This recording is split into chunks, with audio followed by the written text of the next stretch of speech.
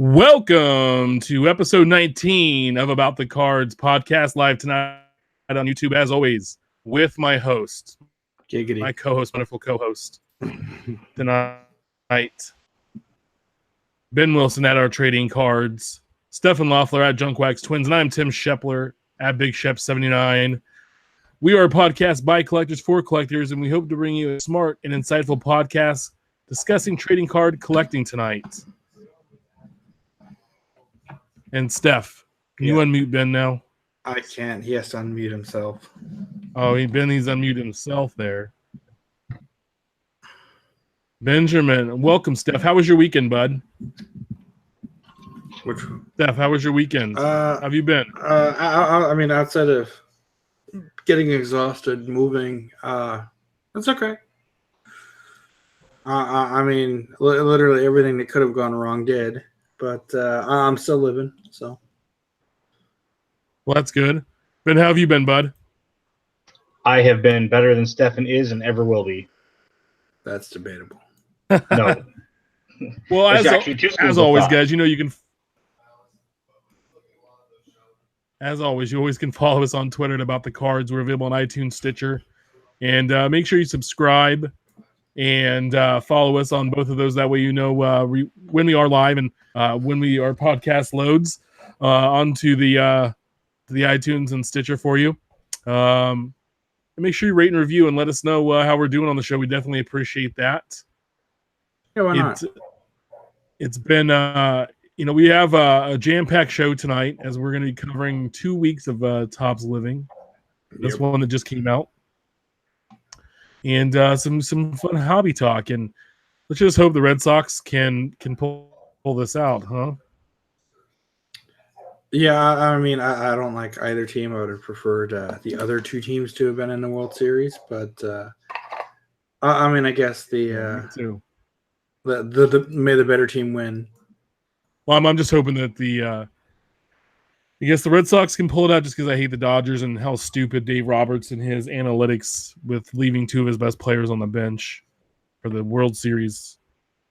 Anyway. Maybe they need a new manager. Maybe they can get Rocco Baldelli, like your Twins did. So let's hop into the last week. Let's hop into the week that was last week's releases.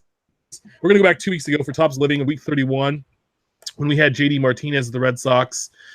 Selling over 4,500 cards. He was 80th most popular card back then, at a 93 at the time. Francisco Mejia, the rookie for the Padres, sold just over 5,000. And Evan Gattis, just under 4,000 at 39.90. He was the 87th most popular card at the time. This was the 30th out of 31 weeks, so it was the second to lowest week. Only a little over 1,300 cards or 13,000 cards were added. I wasn't shocked. I mean, I thought he would probably be the number one seller out of this, but I mean, I knew Gattis was a bad pick for the Astros, and it shows it under 4,000. It was a good picture, though. I mean, it was nice with a big full beard. I thought it was a cool picture, just like the Charlie Blackmon one was, but you know, it wasn't enough to get me, and I'm sure a lot of other collectors excited enough to actually go buy it. I mean, Evan Gattis isn't a big name in the hobby, and you know, the longer this series, the set goes, the more Gattis type players I think we're going to end up seeing. I don't believe that's true. I think they made a mistake. We talked about this. There were 10 other Astros they could have picked, and they made a bad choice. The set can continue. You don't pick the second DH on the team, the first guy off the bench to be a card when you have starters that aren't included. It was a bad choice. Even if you didn't go with Springer or Correa or Verlander or Garrett Cole or some of their other big stars, you still had sub players like Marwin Gonzalez and Josh Reddick who would have been just fine getting cards as well. Or Gurriel. I mean, there's tons of guys to pick from this team. Yeah. And you pick Gattis. And it makes no sense. I don't think he's ever been an all-star. He was never a hot prospect for a tiny second. He was really popular when he was with the Braves. Like, I think his first month, he was smashing home runs. Yep. But that's it. That's it. And it's frustrating because I don't understand. He's not a household name, maybe in Houston, and even though they're a good team, the numbers show was not a smart pick. I think there's many other options. So Topps Living last week, the 32nd week, we had card number 94, which was Christian Yelich of the Brewers, possible MVP of the National League. 95 was Clayton Kershaw, probable NL Cy Young of the Dodgers, and then rookie first baseman of the Rockies, Ryan McMahon, all playoff teams. Two guys that played, a big role in their teams. McMahon, maybe an up-and-comer, we're not sure. Yelich sold just over 5,000, putting him in 64th place. Kershaw sold just over 58,000, 40th place. McMahon sold a little over 4,400, 82nd place. The lowest rookie we've had so far. 27 rookies had been released to that point, and he was the lowest. We had a little over 15,000 cards. This was the 26th most popular week out of 32, so it did better than the week before. We're at a total print run of just over 7,000 cards, 7,300 and some change. I was shocked that Yelich didn't have more of a run, and I was really shocked Kershaw didn't break 6,000, even though he's about 120 cards or so away from that. 28. Yep. No. I mean, I'm muting my phone here. Sorry. The placement was right, but like you were saying, I would have expected Kershaw to fit a little closer to 6. I mean, Colorado, you got to be woeful of their offensive players just because of that environment. And oh my God, it's a dome and mile high. But I thought he would have finished higher, if for nothing else but the Todd Hilton factor, kind of holding him back. Yeah, so there's a possibility he'd be good. I mean, he outsold Evan Gattis, so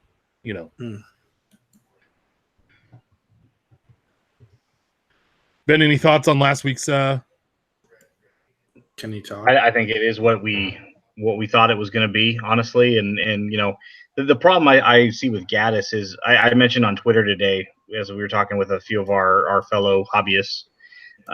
Maybe now's the time to cut out the rookie and start going with, maybe fan favorites of yesteryears, guys from the 70s, 80s, 90s, guys that a lot of people enjoyed but weren't necessarily maybe 1, 2-time, 3-time All-Stars, but not,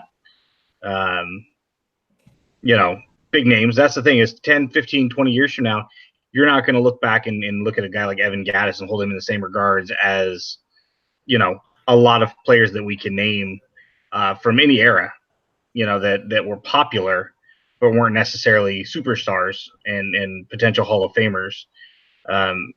Gattis is just kind of, oh, hey, he was a Houston Astro this year. Oh, I didn't even know that until my team played him, Yeah, I thought he was still with Atlanta, and he hasn't been there in years. Yeah, it frustrates me that in a set like this, I don't know. It doesn't make any sense. I just frustrated. I mean, Sogard outsold almost 1,000 cards, and Eric Sogard wasn't even a factor this year for the Brewers. The only thing that Sogard did have, multiple markets because he had a lot of popularity. I'd imagine a lot more A's collectors than Brewers collectors probably bought him. Yeah. But it was also earlier in the set when a lot of people were just jumping on board.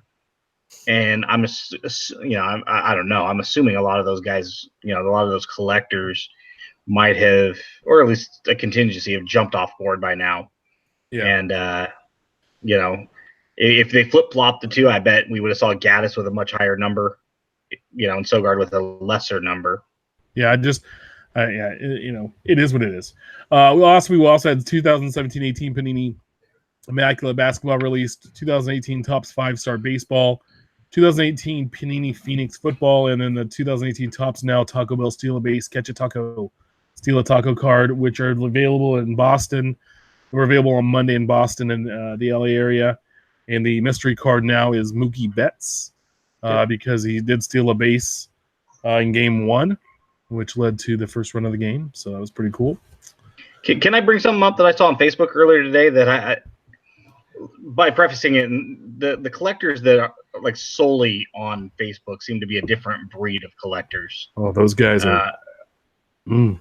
They're interesting, and I stay in a couple of these Facebook groups because I like looking at baseball cards but a lot of the stuff that gets posted. Somebody mentioned today, they're like, should I start collecting Mookie Betts? This is him speaking. I don't see a future in his collectability, essentially. And I'm paraphrasing what he said. And I kind of looked at it like, I mean, first off, the kid is young and he's got a uber bright future and he's a potential MVP this year. And he plays on a popular team. Yeah, popular team. And he's got another 10 years in him if he stays healthy. You collect him if that's somebody that you're considering. But it's like also, too, I'm not on the Facebook group, but someone on Twitter posted this. Somebody opened a box of Hobby, 2018 Topps Update Hobby Box. You get one hit. Most of the time at a Hobby, you're not getting an autograph. It's a relic. This gentleman pulled a numbered relic, which is surprising out of a Hobby box. So you did really well. He throws every other card in the garbage. He goes, this is my, quote, hit. Bro, you're going into that product. If you're a collector, if you collect baseball cards, you know that hit in your Hobby box is most likely going to be a relic, not numbered. And the base cards are probably more valuable than the quote hit you're pulling out of there. So don't be a jackass. But anyway, those are Facebook collectors, and that's why I don't use Facebook. I don't want to throw all Facebook people under the bus. I will. I'm sure there's a lot of dedicated collectors, and I'm getting a big old bus, and I'm just on Facebook in general, and then those guys are there. So come at me.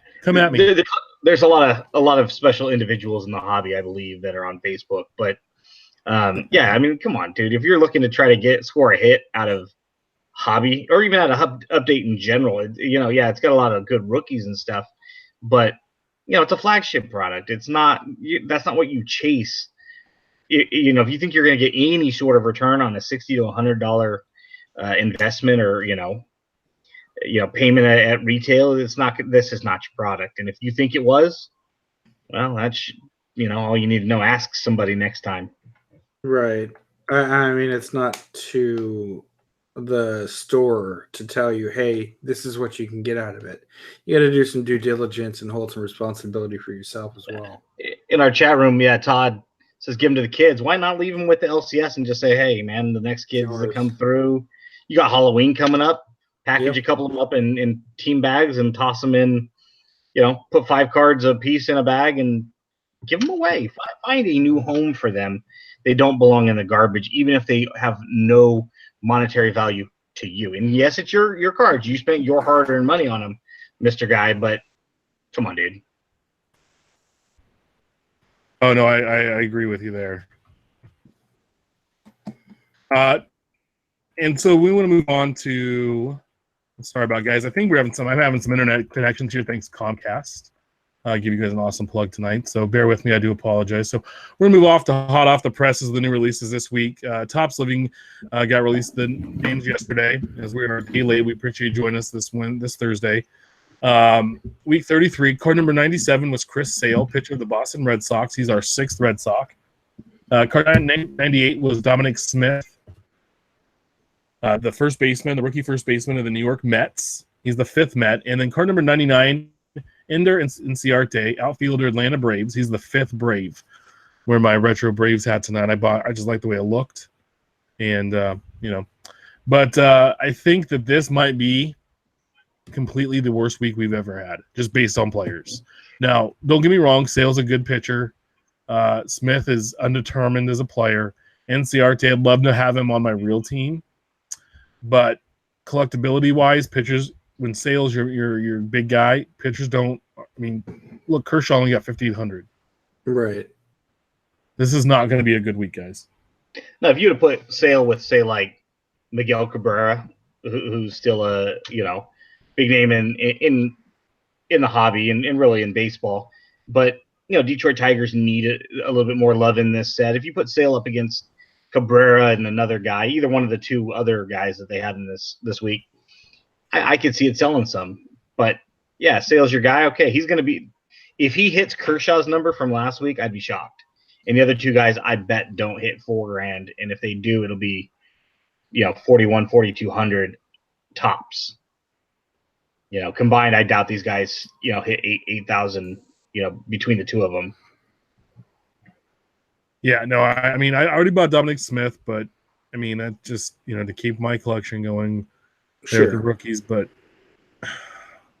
I was not excited. I mean, when I saw this, I saw my phone. I was like, dude, really? Yeah, it just seems drive me to buy this product. It's just not there. It just seems overpopulated on the teams and players they're choosing, and just even so, I mean, Chris Sale's a huge name, but kind of a poor choice of players all the way around. You know what it looked like to me, and you guys will probably agree. You know how they Photoshop pictures like at a restaurant, like Carl's Jr., this big thick burger that for $5 you're gonna fall in love with, and it's gonna be so delicious, and then you get it and it's all crooked and nasty looking. It's one of those things too. It's like this group was almost the in-person hamburger as opposed to the one you're trying to sell us, right? That's why these look so delicious in the picture or on the television ad. You're trying to sell it. When we saw these three, I think we all can agree it was just kind of like, okay. I mean, I picked up the Chris Sale because potential Hall of Famer, and that's kind of what I'm collecting with this set, but I wasn't excited about it. It wasn't like, man, I can't wait. I got my Don Mattingly a couple days ago, and I was like, yeah, this is a good-looking card. When Chris Sale comes, it's like, all right, we can put him in the binder and move on to the next. Sure. We need another retired play. I think Mattingly was the last one, and that was about 3 or 4 weeks ago. So probably next week. Yeah, I hope so. All right, we talked about this last week. 2018 Topps Update Series baseball came out on Monday. Kind of a weird release, but data be released. But hit it again real quick. Again, jumbos are running around 125. You're getting 10 packs, 50 cards per pack. Currently, if you go to LCS, you should get 2 silver packs, which have four cards in there. You're going to get 1 autograph card and 2 relics. A hobby is going to run you about $63. You're going to get 36 packs a box, 10 cards per pack, and 1 silver there. You're going to either get 1 autograph or 1 relic, as we talked about before, and they guarantee 3 rainbow foil parallels out of a hobby, which is pretty nice. There's a 300 card base set with 11 parallels, SP variations, and the codes for the codes so you can know if you have a short print or a super short print. The base card's in 990. The short print's in 030, and the SSP's in 032. I opened 3 jumbos, had some fun. I did pull 1 super short print, and it was of a twin, a pitcher I've never heard of. Barrios? Maybe. I don't know. No, it's Fernando Romero. I think. There you go. And my third pack of my first box, I pulled, and I'm going to show it here, Juan Soto 1983 design, black border at a 99 autograph. And I was opening late, and everybody was asleep in the house, and so I had to muffle my screams and my excitement.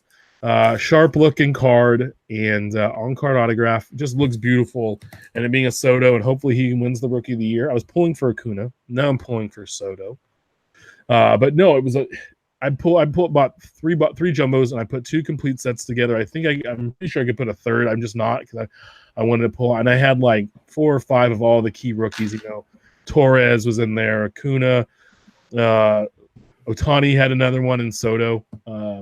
Lots of the rookie debut cards and some great looking parallels. The gold parallels are probably my favorite looking set out of this for this year. I think they look so sharp, and then the black look amazing. But again, always, I'm such a sucker for flagship, and whatever, you can say what you want, but I want to share a string of tweets that just came across the board over the last 20 minutes from our friend Brent Williams.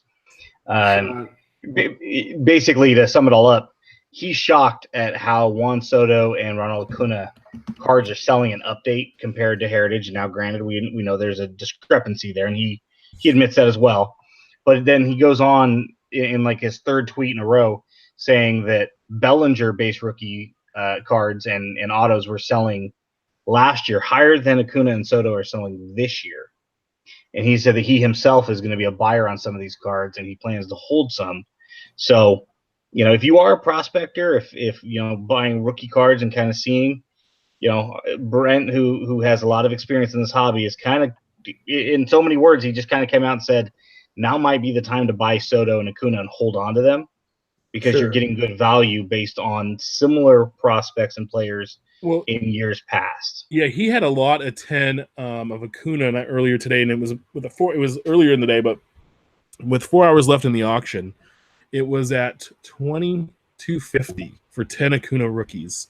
Now, this is in the thing that might be holding the Acuna back for just the base rookies. He did have that short print in Series 2, which I think technically is going to be the card that you're going to want. But for an update rookie card at $250 a piece, basically, because you throw in the shipping and stuff in there, that's a steal. Yeah, that's not bad at all.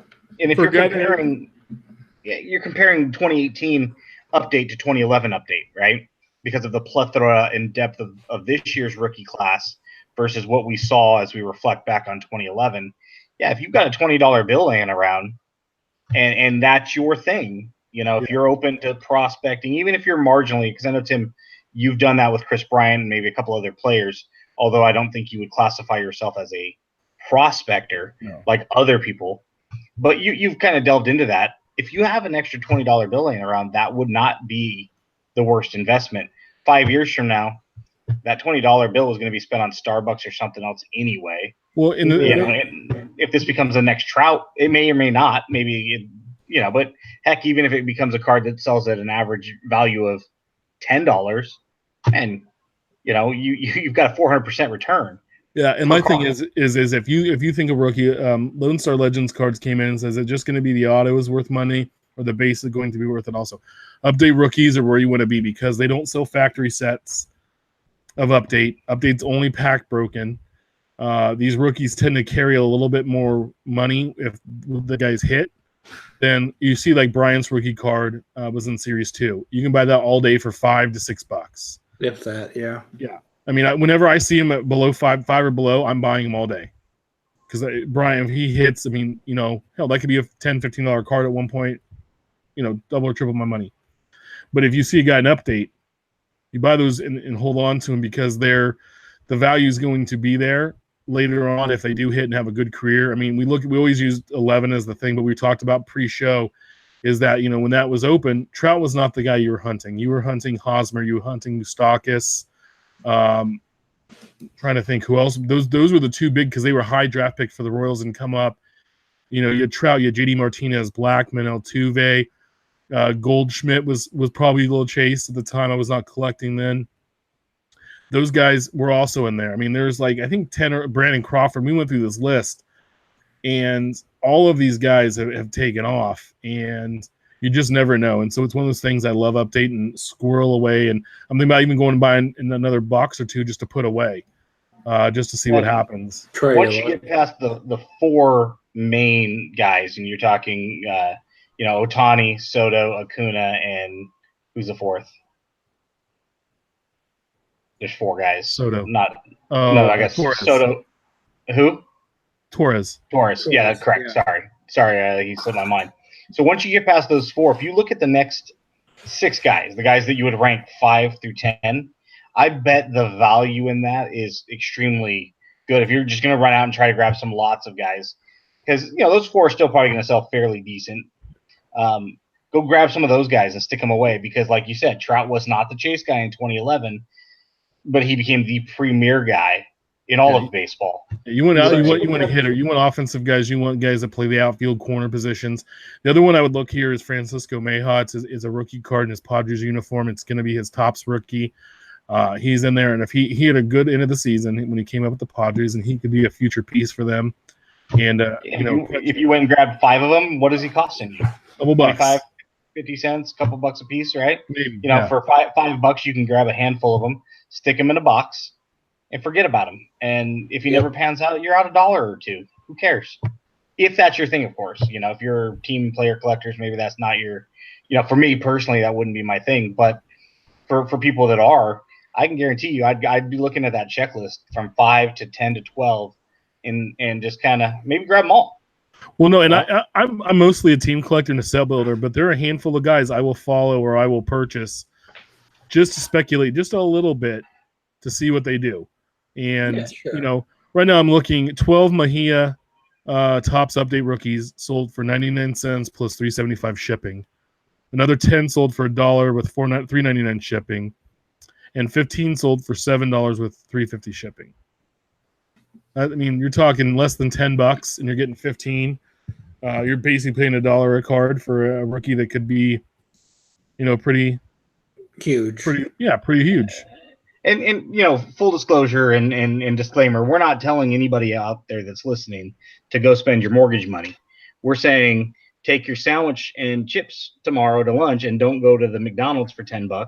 Save $8 and go grab 2 or 3 of one particular player and do that times 3 or 4 players that aren't the main 4, and maybe squirrel them away, stick them in a box. You're not spending any money that you wouldn't have spent tomorrow anyway. You're just redirecting it is all. One thing I started doing at the beginning of the year was every time I made a card-related purchase, I set $1 aside.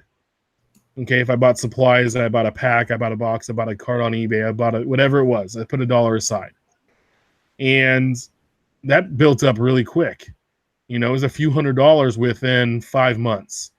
And I told the story before, I was able to get a 2011 Topps update set with that money. But again, that's that, hey, instead of going out to lunch today, like, hey, I spend $10 every day on lunch, maybe pack your lunch for a week and figure out, hey, I spent $15 to do that instead of $50, and take the other money and there you go. Have some fun with it. So not that we're investment guys or whatever, but just a way to help you find some fun money. Just real quick, what do you guys think of Scott Kingery? Thumbs up, thumbs down. You think you'll have a pretty decent career? I'm like 65% on him. It's kind of like, yeah. All right, so he did not have a good season. He was really hyped at the beginning of the season. So just to illustrate the point, though, right now you can hop on Sport Lots, and there's one seller that has 24 of his All-Star cards, or not All-Star, excuse me, update, for 18 cents a piece. If I were to buy all 24 of them right now shipped, it would cost me $7.32. Sure. That's worth it. Yeah. And so that's kind of what we're doing. Maybe Kingery's not your guy, but that was the first rookie that came up down the list that wasn't, one of the main 4, and he's number 14. So look over the checklist of the top, all 300, circle all the rookies and go, all right, let me grab 1 or 2 guys.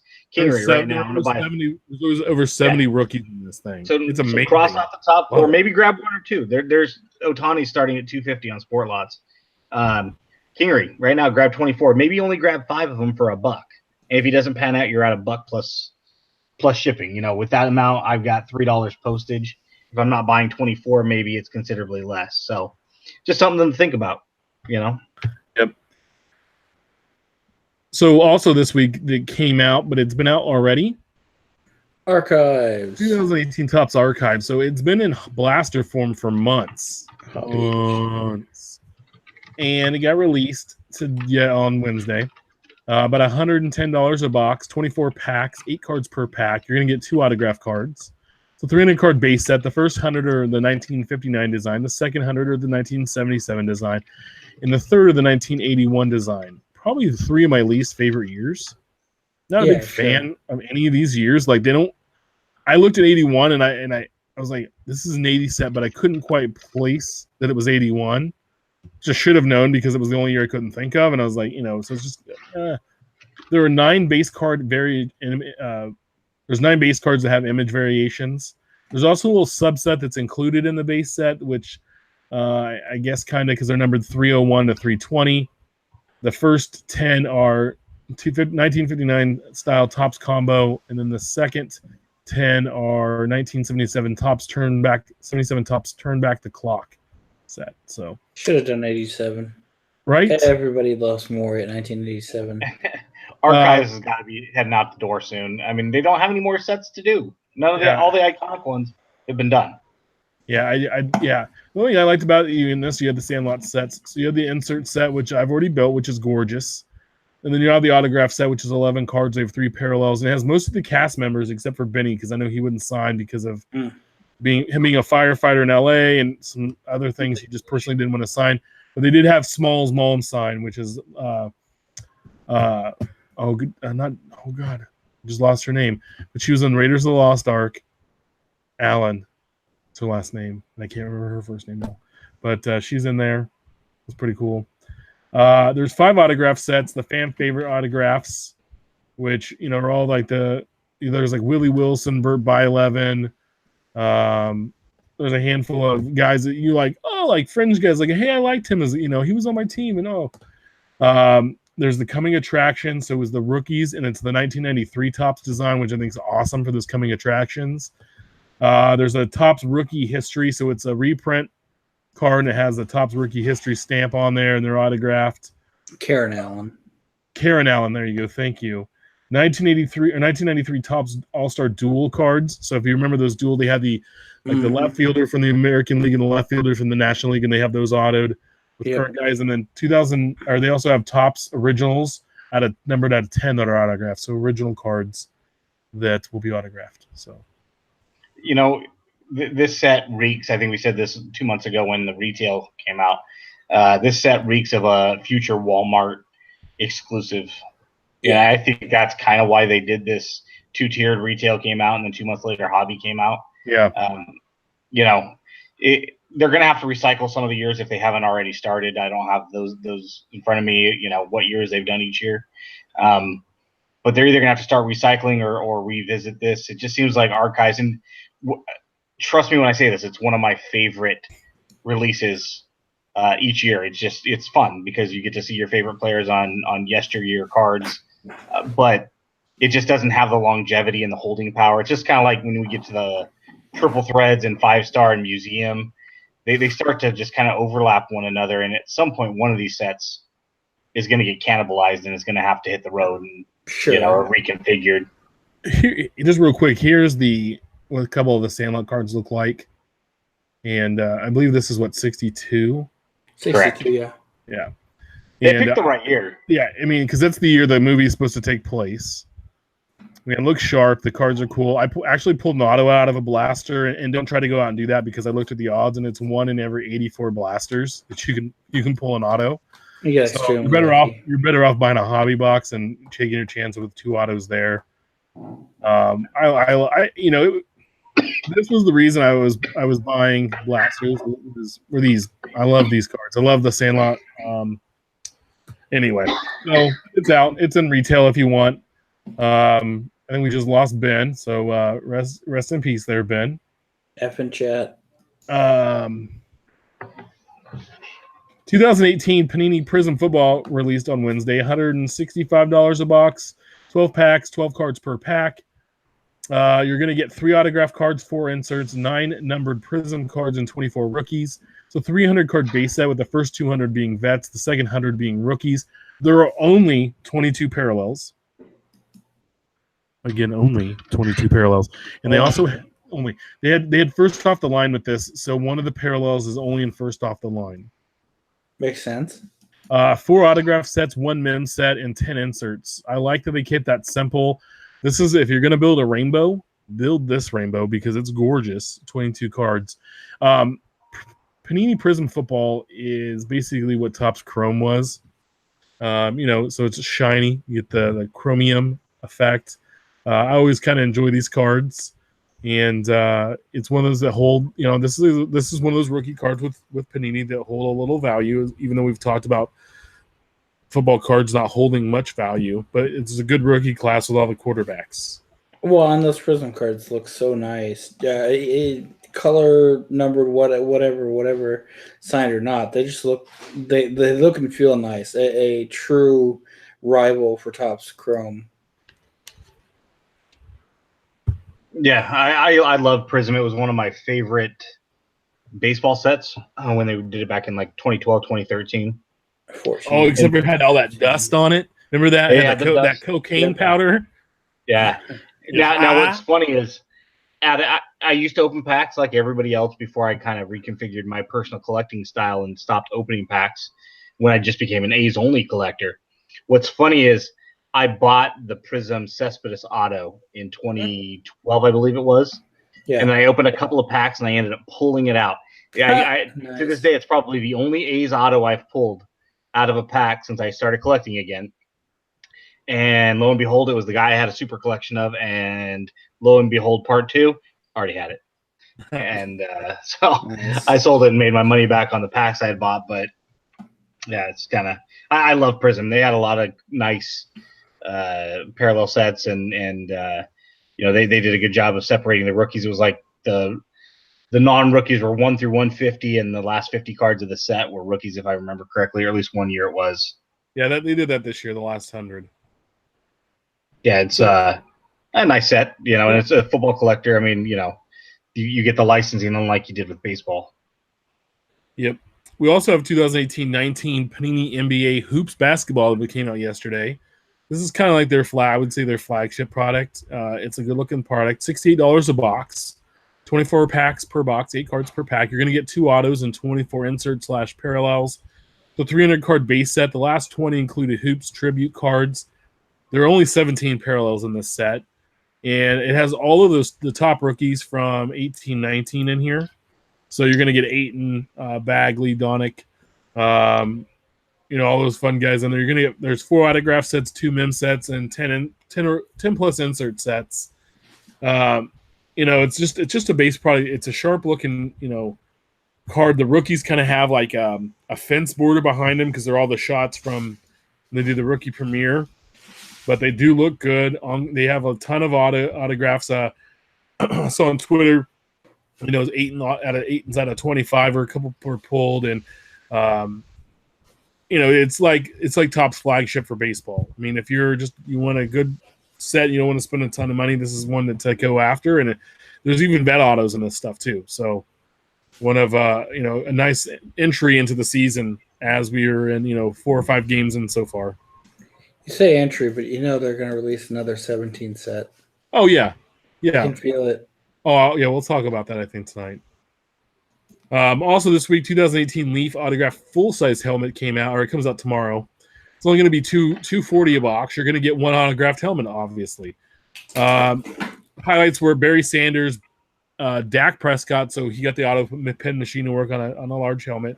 Dan Marino, Deshaun Watson, Drew Brees, Emmitt Smith, Jim Kelly. There's also a helmet signed by the triplets, and if you don't know who those are the Cowboys from the 90s. So Emmitt Smith, Troy Aikman, and Michael Irvin all signed a helmet. It's pretty cool. The Hanson brothers. But there's also a Ben Affleck autographed helmet. Scrub. On what? Maybe a Patriots because he's from Boston. I don't know. It listed Ben Affleck in the sales sheet. Yeah. Okay.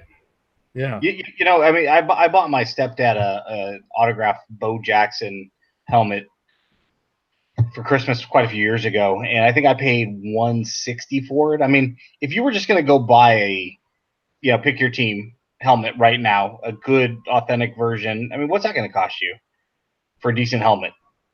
$150? Maybe. I don't know. So I'm just kind of throwing it out there. You're going to spend probably a couple $100 for a certified autographed helmet. So you kind of have to put them together. Is what's the helmet going to cost you, and what is a good autograph of said player going to cost you? And you take your chances. If you pull the triplets from the Cowboys, you definitely got your $240 worth. If you pull a Deshaun Watson, maybe not as much, but it's like anything. You're gambling. But I don't think the discrepancy here is quite as prevalent as it would be with a box of cards. You're still getting the helmet, and that helmet itself has a considerable amount of value. If that's 100, 125, then 50% value in the helmet, and the other 50% is gambling on which autograph it's going to be.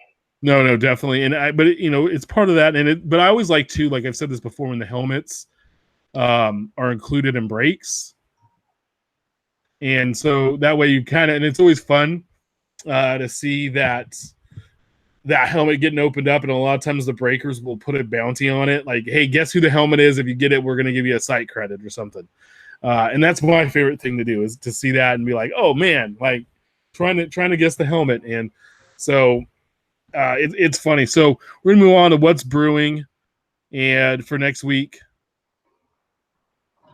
next week's releases. And it's gonna be pretty awesome. I'm very excited as it's Halloween. And real quick note, next week we'll be on Thursday again, like tonight, just because it's Halloween, and we have Ben and I have I guess kids and I like to trick or treat because I like candy and bag snatching. So next week we have 2018 Topps Stranger Things. We're going to talk some entertainment cards or non-sport, whatever you'd like to call them. Do you know what the price point is going to be?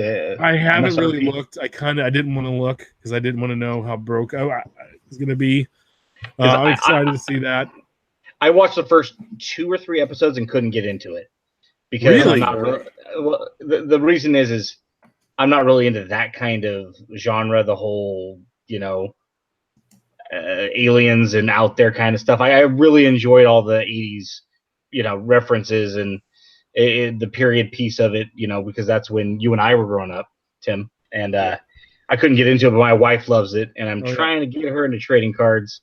And so I don't want to spoil anything, but I'd really like to know what the price point is because. Yeah. No, I think to say my wife and I, that was a show where we had to pace ourselves. We'd say 2 episodes. And then one Saturday we watched the one whole season. It was like, I wouldn't mind starting it again, but just give it a shot. It's a good show. Also, 2018 Topps High Tech Baseball, not to get confused with Bowman High Tech. 2018 Topps Triple Threads Baseball, and then 2018 Panini Flawless Baseball come out next Wednesday. So Topps just hitting us boom, boom, boom, boom, boom, boom, boom. With 4 big releases in 2 weeks. High Tech and Triple Threads aren't going to be released on the same day, are they? I mean, I know they're slated to. Yeah, I haven't seen any movement there, but as always, we'll let you know. So Triple Threads, I think, has been moved back quite a bit. I thought that was supposed to be like a like a March or April release. Yeah, usually it's usually before the All-Star break, I believe. So it's usually Museum is usually the first high-end product generally, and then Triple Threads is right after it because those are in line with each other. Now you have Triple Threads up against 5-star, which is a higher end product. Yeah. So we'll see. Maybe they're trying to get some more on-card autos.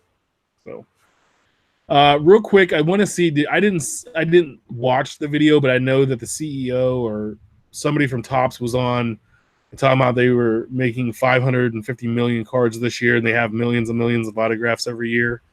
I want to check that out. We might cover that a little bit next week. So, Infield Chatter, the Hobby Talk section of our show. And we're going to talk autographs. So the big thing with autographs is there's a few ways you can acquire autographs. You can get certified autographs, which you can get on cards and through packs, or you can get in-person autographs or TTMs. And does it matter to you? Does one have more collectability than the other? Is an autograph card from a set or a box better than one that you would either get at like a show or at a game or through the mail? I guess it depends on who you ask. I mean, if you're asking me personally, I guess to take the easy rate, yes and no. I mean, you have that backstory if you get a chance to meet the guy, but a lot of times it depends. If you're at a minor league game where you can actually shake the guy's hand and talk to him, it's a little different than a major league game, like when you're meeting them as they're driving out of the parking lot, or if you're lucky enough to be near the dugout and they're just kind of auto. Yeah. Okay, so you got the in person, but there's really no story to it. I was lucky enough to meet AJ Puck and Dalton Jeffries and quite a few, Addison Russell prior to that. You got to talk to them. You got to speak with them for a few minutes, and they were gracious with their time. And so that's a little different. But I've also got a chance to stand outside the Oakland Coliseum as all the players are done with the game, and a handful of them will pull over and sign something for you. Would I rather have? So yeah, it's kind of cool because you have that story. But as a collector, I'd rather have the certified stuff because generally it's a better card. I don't want to take a lot of my higher end cards and have them signed. But then the other thing is too, you're going to probably have access to players. What are the odds of you being able to meet Bryce Harper? Maybe you catch him at a Giants game when he's on the Giants next year. Yeah, well, yeah, exactly. Maybe you don't, but at the end of the day, but I know there's a lot of people on Twitter that are through the mail guys. Oh, and then I always like those through the mail sets that people try to build. It's great to see. I'm with you on this. I'm much rather have a pack pulled auto, I guess, and just maybe snobby that way versus having an in-person autograph or through the mail. I have a handful through the mail. I've written to guys, and Nishek is one of them. I have a Topps living here somewhere that I sent to him and he autographed, and that's going to be a nice little piece in my collection going forward, and it has a good little story about it. And he and I actually tweeted back and forth about all the ones he bought. And here's my Nishek. Cespedes numbered did a all of them. couple. Cespedes did a couple through the mails for me after his rookie year, which I thought was kind of cool because it came like in January. You're not expecting something like that to come. Yeah. The night I got a chance to meet him, I had my daughter and he pulls out in this gorgeous Mustang and he rolls down the window and it smelled what I think Mel Gibson in the old days would smell like. Gets a big gold chain and my daughter shakes his hand and she's like holding her hand out, like shaking. And I had cards in my back pocket and I didn't want to waste his time. Yeah. He was gracious enough to pull over. He shook our hand. He kind of leaned out of the car and gave my daughter a hug. To me, that was it. I didn't need his autograph. I owned so many of them. To me, it was cool. I got to shake his hand. And we get in the car and we're driving home and Savannah's in the back seat. I met my Romeo dad. I'm in love with that man. And I'm like, slow your roll, kid, dude. You're 10 and he's 27. But to me, that's more important than the autograph, personally. Yeah. No, and so else would be like, get that autograph. Yeah, no, I think it all depends on your, how you feel about it. But it is neat. It's an autograph's an autograph, and you can always, if you get it in person or a TTM, you always can get it certified by getting it graded and authenticated. So to me, it doesn't. To me, I'm kind of leaning towards pack pulled, but it really doesn't matter. Collect what you want. I think it's one of those that, depending on whether you're the person who actually had it signed in person or mailed it off yourself versus buying it off of someone and hoping that it's actually authentic. If you think that that's too questionable for you, definitely go the certified from Pack Fresh, assuming you trust the manufacturers. Well, yeah, that's going to go into our next little part of the hobby talk. At the last show, Tim, you saw that group of like 6 or 7 in-person autos I grabbed of like Kurt Young from 86 Tops and Mike Davis. Yeah, do you see those? They were like $1 or $2 a piece. I dropped $12 with the guy. I bought a couple other things, and are they really in person? A couple of autos were faded, but I didn't have a Kurt Young and a Mickey Tettleton and a Mike Davis.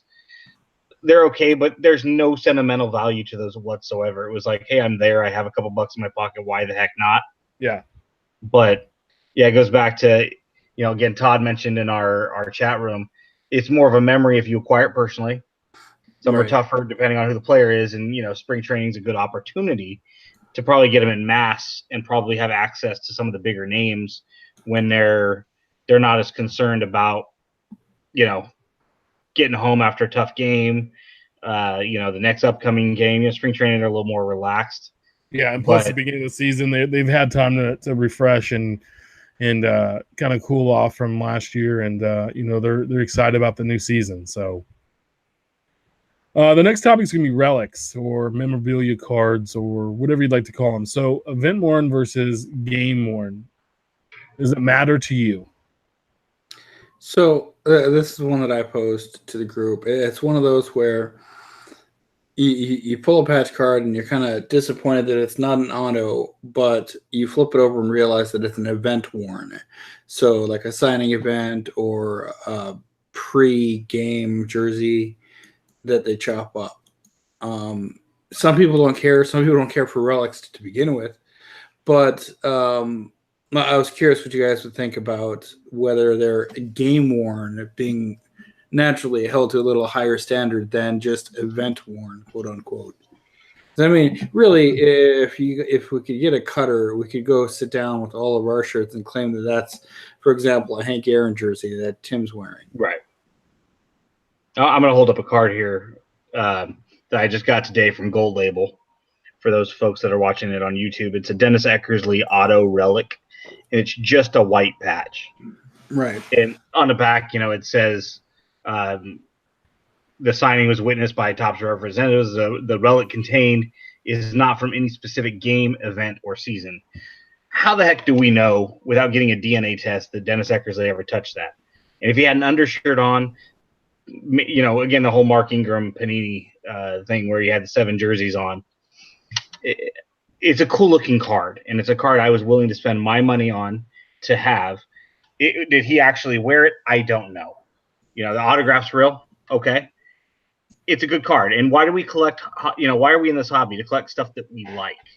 If I want to spend my money on that particular card, does it have to be game worn? Yeah, it'd be nice, but they're not authenticating it from this date, this time, at a private signing, just like that Mickey Mantle one we saw a few weeks ago. I forget what product it was from, and it didn't have the right stripe, the Yankee pinstripe, and on the back it said that it was from an event. Mm-hmm. At the end of the day, collect what you like. If you're a relic guy and you appreciate relics, collect the ones that are cool. It doesn't really matter. If you're that particular, relics probably aren't for you. It's probably not your, because a lot of people don't like manufactured relics and pins and patches and stuff. And I love them because I like the way they look in my collection. Yeah, no, the relic thing, I'm a little torn. It is what it is. I mean, event worn, game worn. To me, it's player worn. So we look at it that way. It's just hard, and especially with football, to get. There's only 16 games, and these guys trade jerseys with each other after the game. So how many jerseys are game worn jerseys are they actually going to get a hold of? And two, just they need to be upfront and honest on the back of the card. Hey, this was player worn at an event, and that makes, because for a while there, that information and that verbiage was very vague. Or do I want to say that it's Donruss before they came back, where they had a photo, or maybe it was under the Leaf branding, but they had a photo of the actual jersey that it was chopped out of. Mm-hmm. I mean, with QR codes and everything else, there's more than one way to show what it comes from outside of just a small little bits of text that says, no, this is game worn, or no, this is a relic. Then it begs the question, what is the cost of overhead in order to catalog that and have somebody oversee it? And at the end of the day, server space. But at the end of the day, regardless of what it costs, is it the difference between selling the product and not selling it? Because as long as we're still buying it, they have no incentive whatsoever to spend any of that money on there. What's the high-end top set that has? They put the stickers on, and you can look up. It has the little baseball, so you can look up and see what event it was actually worn in. Oh, is that Sterling? No, I don't remember. I mean, it's been the last few years they've done that. You can actually see. I know which ones you're talking about, though. Yeah. Yeah, you can actually see what's popping. So, take it or leave it on this as well with me. I mean, I'm not a huge fan of like the little tiny white swatch, but it is what it is. What are you gonna do? Don't buy the product then. Don't buy the product. I'll spend a little bit more if there's, all things being equal. There's a yellow versus a white, a green, a gray. I just got a Catfish Hunter one that was yellow that has like a couple of like little pin marks. It looks like it's beat up a little bit, so it kind of gives it a little bit of personality. But the yellow looks like it's more of a modern day yellow than a 70s yellow. Yeah. Collect what you like. So again, now, Ben, I just, the Powerball or Mega Millions just happened, right? And it was $1.5 billion, and the take home was like 900 and something million. Oh yeah, by the way, I quit. Yeah. If I'd hit that, what my first thing would have done is I would have called Ben and said, Ben, what will it take to buy out your collection? I want all of your cards, every single one you have. Would you even listen to an offer? Yes, because you're playing to a different part of our brain. I think you have the hobby side. No, this is my hobby. I'm a collector. But then you also have the practical side that's going to go, well, what could I do with that money? And it always goes back to, would you commit a crime? No. Or would you do this or that? No. What if somebody offered you $1 million? No. 2 million? No. 3 million? No. 5 million? At some point, there's going to throw out a number where you're going to start to raise an eyebrow and at least consider it. Yeah. Whatever it is. None of us are going to go rob a bank, but if you knew you'd get away with it, but you're only coming out with $1 million, probably not. But if that number was 20 million, 50 million, at some point you're going to go, and you're sure I'm not going to get caught? You know what I mean? Right. It's all hypothetical anyway. Yeah, well, and on the hypothetical, I think I'm going to do like the Vikings kickers and split the uprights, in that My cards, yeah, I would sell for X amount of money. However, the memorabilia, some of the bats that I have, the Killer Brew game used hat, you'd have to crank out even more so. Just because they're that much cooler than a single piece of cardboard, regardless of the photo and regardless of the history of, say, a 1967 Topps Rod Carew. And we don't own these cards. We're just caretakers. We're all going to die someday. And whether the next caretaker is our children, or if our children are going to sell it off to buy, my dad's going to pass away someday. And when he does, he's got a lot of trains. He's going to leave them to me and my brothers, and I'll sell my portion and buy cards. It's But is there something that would stop you from selling? So say someone hit the number, but is there something a reason why you would never sell? There might be. I would ask them if I could keep a couple of cards. And granted, those would not cards that have any true monetary value. It would be a 1986 Eric Davis and a 1989 Pacific Mickey Cochran orange that was the first card my wife bought me when we first got together. It would be a couple of sentimental cards that have no true monetary value. You wouldn't be buying my collection for those. But what would stop you from selling those is what I'm asking. Why wouldn't you sell me your collection? I would probably sell my entire collection if the number was right. What number that is, I don't know. So there's nothing that would ever stop you if the number was right.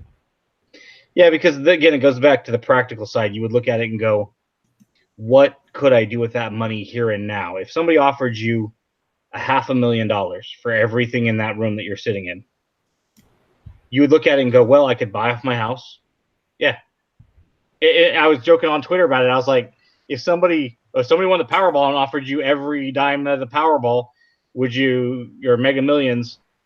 Yeah, because what I would do is I would sell it and then I'd go back and try to buy it all back. Yeah. Now, we're talking pre-taxes or post-taxes? Oh, yeah. I mean, yeah, if somebody's offering you a 1-2 times multiplier on it, no, none of us are moving it because it's our hobby. It's what makes us happy. It's what relaxes us. But if somebody's offering you, be a lot happier sooner. Yeah, if you value your collection on the market right now at say $20,000, and somebody came to you and said, "Let me give you $500,000," okay, I can get a new hobby. I can start this hobby over. Yeah. I mean, at some point, stupid money. I think we would all move off of it. But at the end of the day, I mean, I brought something up on Facebook the other day when somebody's like, "Show me your best card in your collection." That was the key, your collection. And everybody's posting their favorite cards in their collection. And then one guy's like, "Here's my favorite," and it was like an Acuna auto. It's available for sale for the right price. And I'm like, that's not your favorite. Really your collection. That might be your most valuable card.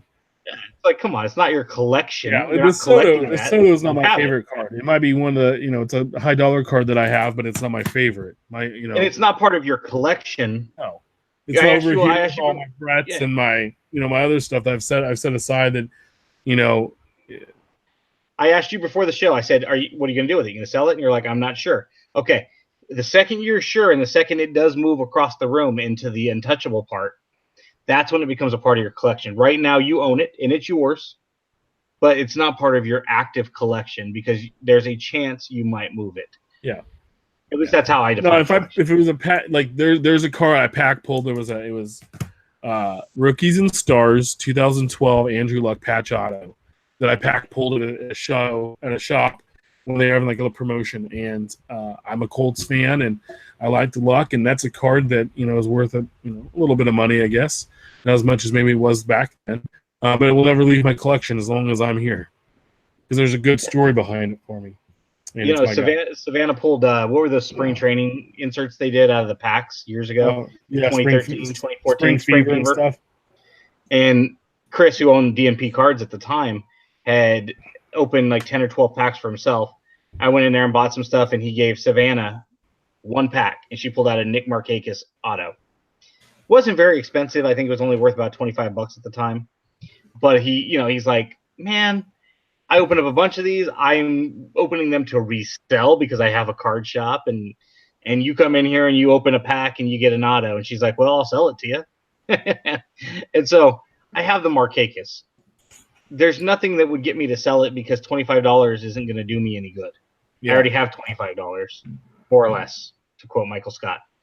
But that's the thing is, there's the story. It's like we got a Matt Lipka pro debut 1/1 auto out of a pack. He had like 2 packs left. And I was like, let me grab those. Just something for her to open. And she pulls out a 1/1, which I do have listed on eBay right now. And I got an offer on it, and I declined it because it was one of those things like, well, if they give me the price I listed it for, I'll take it. But at the end of the day, it's a personal memory, and right now I'm I don't want to get too personal, but there's a lot of sentimental value attached to things with my daughter, Sure. for a variety of reasons, more so than other parents and kids, just because of personal things with so it's hard to move it. So yeah, there are things I would move in my collection, but the price would have to be stupid, and I think that speaks for all of us. Yep, and actually, I have an example of that pulled up. I've received offers for this, my pin tweet, but I won't get rid of it because, well, one, you got the stupid pun that then I'd be ruthless, but two, I remember exactly where I was when I pulled it. I remember what I was doing. I remember exactly what we were going through at the time, and it means that much more to me that you'd have to overpay to take it. Yeah. Well, see, and let's hypothetically say you and Angela got into a position where you absolutely needed money, and like Tim or I were in a position to give you said money. It'd be one of those things where we'd buy your Ruth, but I think Tim would agree. The second that you got back onto your feet financially, I'd sell it right back to you for the exact same price. Tim would burn it. And I've had that. I'll give you some collateral, something that I want, like a pawn shop. I want to buy back, but I'm entrusting it. Hey, if you never pay me back, then yeah, the card's mine. And I'm buying it from you. But if I ever were to sell it, I'm offering it back to you first, because it was never an intent for you to want to sell it. Yeah. Right. No, that's it. I mean, in the long run, my collection, like, there's stuff I would never sell, and mostly it'd just be my Bretts and a handful of sets that I knew I built with my dad. Those won't go anywhere as long as I'm here. So, I really wouldn't care about the money, because if somebody offered me, if I was able to keep my Bretts and that stuff, I would sell all the rest of it, not even think it's awesome, take it. It's worth it, get rid of it. This stuff I just can't let go. It would really make some space in here. My wife would probably like me more, but for me, if I like doing this for fun. This is what, like you said earlier, relaxes, it calms me down. It's my thing. It's my little zen. Once a week, we the three of us get together to talk about cards, and hopefully somebody listens once in a while and they enjoy it. But this is something that we enjoy and we can share together. Yeah. And when we talk cards, only we know, and when I say we, I'm talking about all, the Twitter family of card collectors, and we know what we're talking about. Oh man, it's frustrating because of this, and we can empathize with one another. Tape on top loader. Yeah, it's our own language, and at the end of the day, we can laugh and joke about stuff and share our frustrations, because at the end of the day, we have a passion for the same hobby, just like car guys and just like people that collect art and so on and so forth. That's their thing. Yep. And I've sold off the majority of my collection when I was a kid. I kept all the sets. I collect nothing but A's cards now, and I could easily sell half of my A's collection without thinking twice. And that would be all the parallels, all the autos, all the relics, and I would just keep base. Yeah, sure. And that would be what I would collect from now until eternity. So there was a good question posted on Twitter today by Shane Seeds at Sportsmania Card. This tweet said, fellow collectors, what product or service does the sports card hobby need that you would pay for? So what product or service is missing from the hobby? Is there one? I mean, is there something that we don't currently have that we would love to have, and maybe pay a monthly subscription or a flat fee or something that would enhance the hobby in a better way? So there's one other that I'm trying to remember what it was, but the one example that's popping off the top of the noggin immediately, I don't know where they got it, if it was an old product and they just haven't issued it since the 90s, but I bought a 33 Gaudi it was in a top loader that wasn't much bigger than the 33 Gaudy, both lengthwise and height-wise. Not a standard size top loader. Those would be cool if you're collecting just the Gaudy set or just this set, that set. Kind of like they have the tobacco top loaders. I was about to say that. They have the tobacco top loaders, which are really cute. Yeah. But they're like a mini top loader for Gaudy cards. I'd love to see those make a comeback or find out who makes them. But it all comes down to cost versus the amount of people that buy it. Well, there's only a couple of sets. I mean, when you get into late 40s, the Leaf cards were similar size. You know, 48 Leaf, I think, was that same, you know, perfect square size. So it's just not worth it for them to produce it. Couple of things I thought it was great by Shane asking this. People are talking. You know, I catalog my database in an Excel spreadsheet. People, you know, I know some people use Google Docs.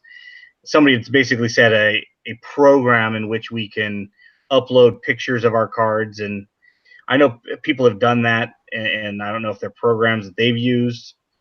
So you can see exactly what you have. You want to see what my T206 Harry Krause looks like, you can go onto my page and see it. That's neat. The other one that really caught my attention, and it was more from because of my economical background, I thought, wow, that'd be cool. And I thought for a second, there's no friggin' way this could happen. Would be like a real-time stock market version of cards' current worth. So if the first one on the market sold for 20, and then the next one sold for 15, you have an average value of 17.50, and you know the current worth is give or take right in that $15 range. You know, and then if the next one sells at 9, then you know you can. It would be impossible to put that together. It'd be impossible to maintain it, but it would be kind of neat. And if somebody could do that and do it well, what would you pay for something like that?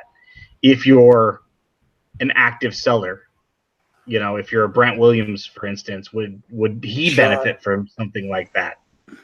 I don't know that he would partake in that, but I think it'd be kind of neat. Never would happen, you know. Yeah.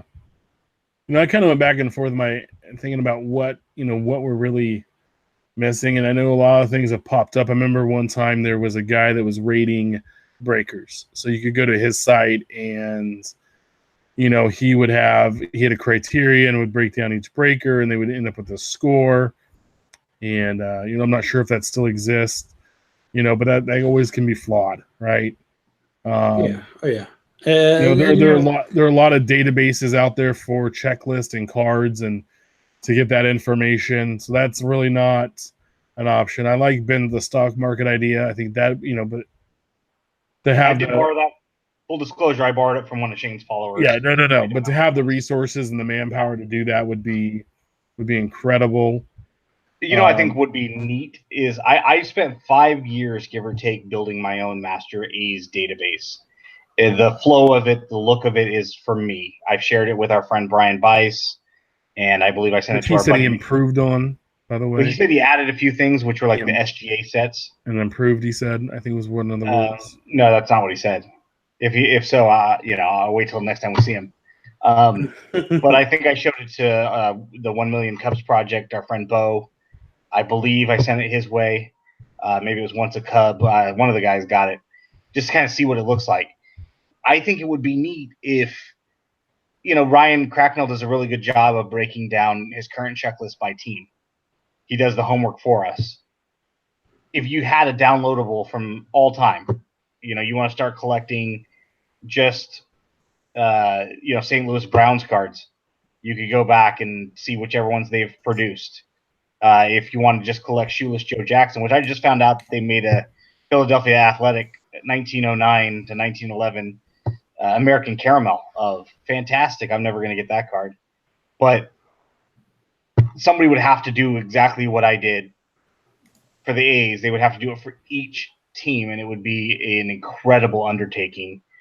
And then, you know, as a Royals collector, Tim, if you wanted a complete checklist of every Royals card ever produced, what would you pay for that? It's a one-time fee, and maybe yeah, you know, yeah. So if you paid $100 for it, you're talking about $3,000 for the the entire collection of it, and then would there be like a yearly subscription for all the new sets that came through, and how many people would pay $100 just for a Royals Master checklist?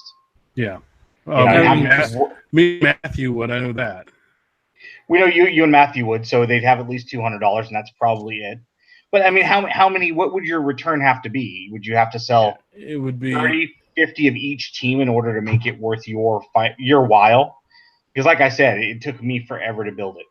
Yeah. And yeah, I missed stuff, and Brian pointed out, I was like, "What did I miss?" So I know what I missed, and I'm still adding stuff to it. I just found out about a bunch of tobacco sets I didn't know about.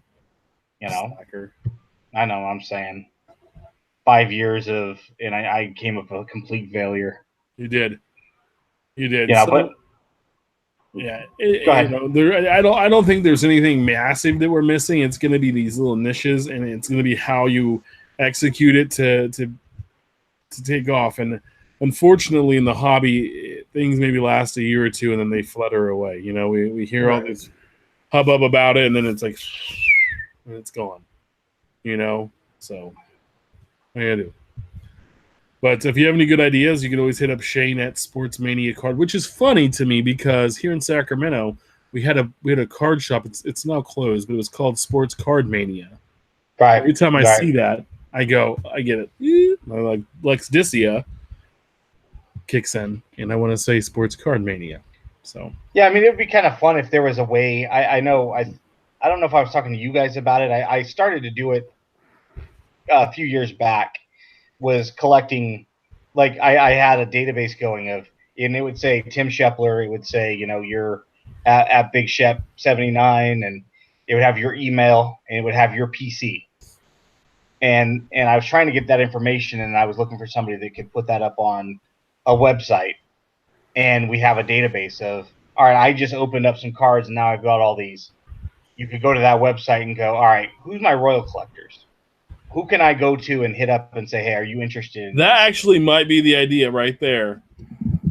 And I tried that, and it never really took off. And I think I had like 12 names on the I think I still have it, in fact, saved on my computer. But it would be kind of cool. You have, there's the guy on Twitter, Jock Hecklers, that he does a lot of sales throughout the week, and he tries to hit up as many people as he can. And I'm sure it's by memory. But what if you had a resource of a website where, our friend Topher at Crack and Wax could go to when he's got 3 teams left. He's got the Blue Jays, the A's, and the Rays. He could go there and go, all right, now here's one Rays collector. And maybe over time you build up a database of a half dozen names of guys who collect Rays, even if it's casually. And then Topher could go on there and borrow the information and hit those 6 guys up on Twitter or Facebook and go, hey, I have the Rays available. Are you interested? I'm assuming that would be a fairly decent asset. And what would you pay a year for a subscription? It wouldn't have to be expensive. Yeah. It would basically be a monthly service. At $2.99. It wouldn't have to be expensive. You just have to basically pay for all the webmaster information, whoever's putting it together. And, kind of like I used to be in a fantasy football league, and we only pay $20 a year. And literally the $20 were to go towards the commissioner going out and doing, she was a female. It's like, go do something nice because of all the hard work you put in. Go take yourself out to dinner, get your nails done on us once a year. And it could be the same kind of a thing, is the dues are just to maintain the website, collect the information, and maybe take yourself out to a dinner once a year through the monthly fees. It wouldn't have to be extensive. It just have to say, hey, my name is Ben. Here's how you get a hold of me. I collect anything and everything A's. Yeah. You're Tim. There's Stefan, next guy, and maybe a rating system. Sure. For people that have had, because that's always, scamming is always going to be the big thing that creeps into all these ideas. How do you prevent that? Yeah. So you have some kind of a feedback or Yelp type system, or like completed trades and that kind of thing. And it can be done. It can be done fairly easy because it would happen organically. You wouldn't try to collect all this information at once. You literally would open up a website today with my own name, and then you two, and then we'd be the first 3 names, and then we'd be tweeting it out, and and you start adding our friends, Jenny and Chris and Bo and so on and so forth, and it would just be a way for collectors to have basically a white pages of other collectors and how to get a hold of them in the event that they have something they think they might be interested in. Sure, and I agree. I think that's definitely one of the things that's kind of sorely lacking outside of word of mouth. Unfortunately, sometimes you kind of have to trust that someone's legit, and if you get hosed, well, you get hosed. But at least you can out them. If someone has an issue with a restaurant or a hotel or whatnot, those are usually the reviews you're going to see. Right.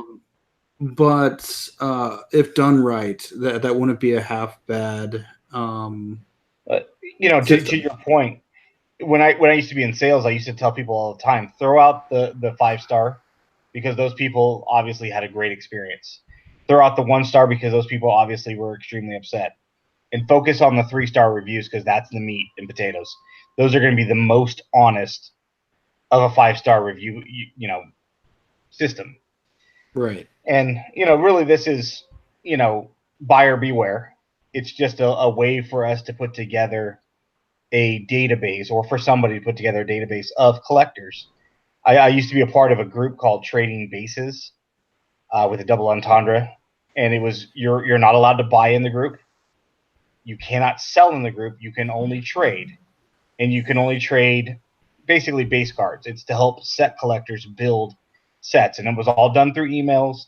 The one caveat was you had to have your own website so that other collectors could go to your website and see what you have and what you need. And then they would email you and you would, commence trading via email.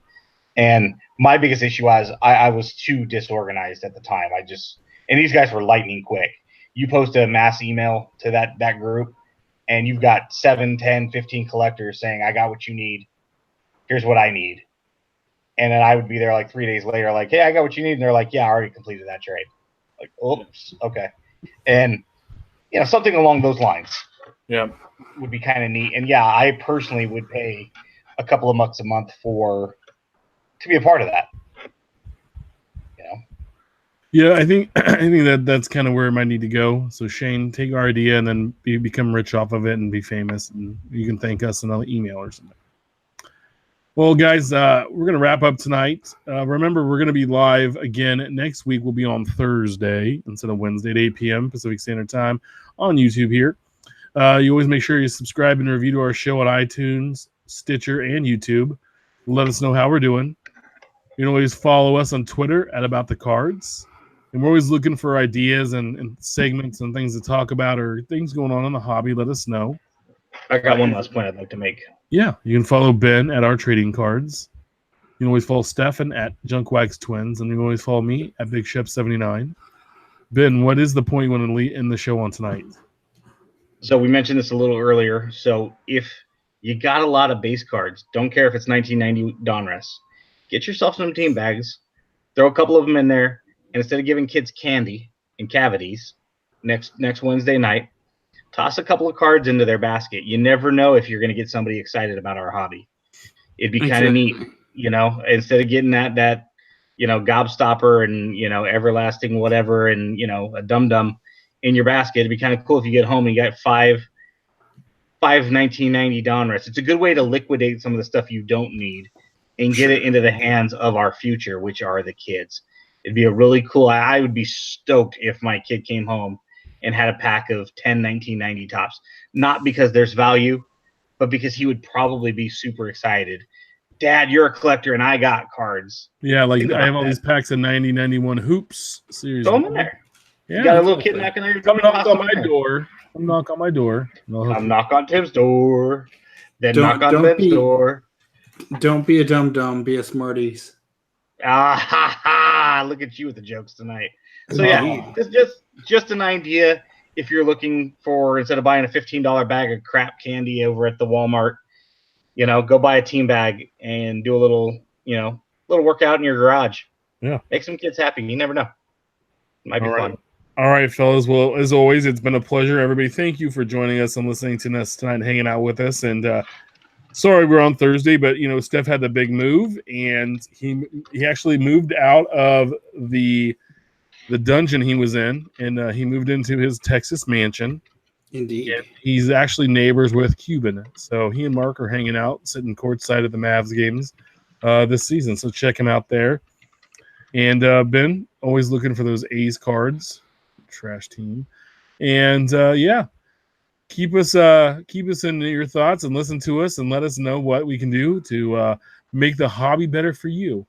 And as we always appreciate listens and tweets and likes and whatever. And hey, you can even just give us a screw you if you want. Hey, that's awesome too. I appreciate those. Makes me send those to Ben. Yeah, they're probably already intended for me. Let's be honest. Yeah. All right, everybody. Have a great night. Keep collecting and share those hits with us. Have a good one. Yep. Good night. Love you. Night, guys. There we go.